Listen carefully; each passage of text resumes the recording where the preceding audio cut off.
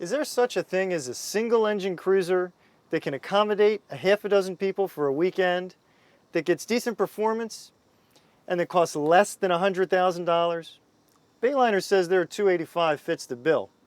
To find out if we agree, we spent a few days on this one on the Tennessee River.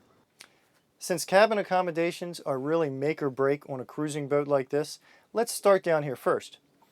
Over here we have a dinette, folds down into a berth for two. There's stowage underneath. Up here there's a nice sized berth with a privacy curtain that can be pulled across. And over here there's a full galley. There's a sink, a microwave, a one burner stove, a refrigerator, and there's also a nice stowage area under here with a couple drawers. To help us understand the concept behind the 285, we have Pat Blake here from Bayliner with us today. Pat, tell me, what's the most important thing about this cabin? Well, Bayliner is all about natural lighting. So many boats you get inside and you feel like you're inside of a cave. We have two big windows on the side. We have two hatches up top. We have another large hatch up here behind us, couple hull windows, and all that natural lighting comes in and creates just tremendous feel of space. Is a single mag 350 MPI Mercruiser enough power for an 8,000 pound boat? You know, often boats that are designed to meet a certain price point, they come underpowered, but it really isn't the case here. At a 4,000 RPM cruise, we made 24.3 miles an hour, and we hit a top end of 38. Now, let's see what happens when we hit the throttle.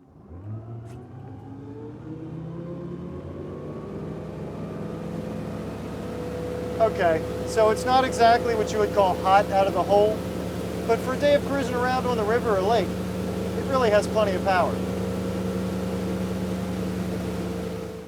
The 285 is based on a box beam stringer grid system. Now the stringers are filled with foam that has some sound deadening properties as well as helping to strengthen and stiffen. And there's also a nifty shield that they placed over top the battery charger to prevent water from dripping down on it. That's a nice little added touch.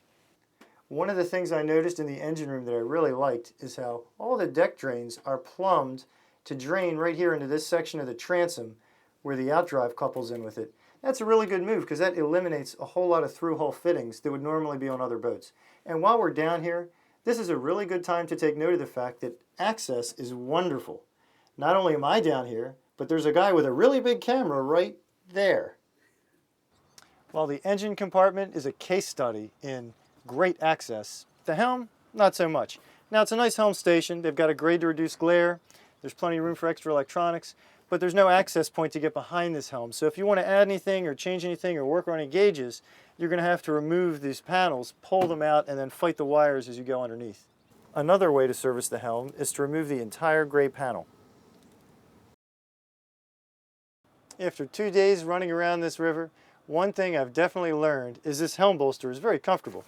You can make it into a nice big seat, or you can flip it up and use it more like a leaning post. Now there's a nice comfortable passenger side seat. Even has a grab handle under here so you can hold on while you're riding. Now you lose the ability to have stowage under here by building the mid cabin up, but of course that's more than a worthy trade-off. Ready for a lunch on the hook? You have this nice dinette table here in the aft cockpit.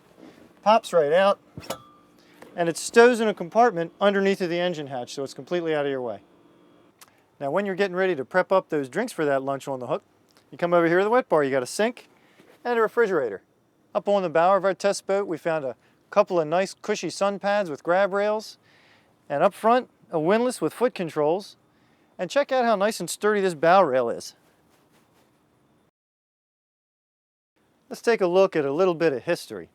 Between 1991 and 1994, Bayliner sold 1 out of every 4 cruisers retailed in the entire United States. That's a lot of boats, and Bayliner remains a top-selling brand today. There are a lot of reasons why, and you can see them in the 285. It might not be the fanciest boat in the world, it might not be the fastest, but it gives you accommodations for a half a dozen people to go on an overnight trip. You don't have to spend a second mortgage to get one.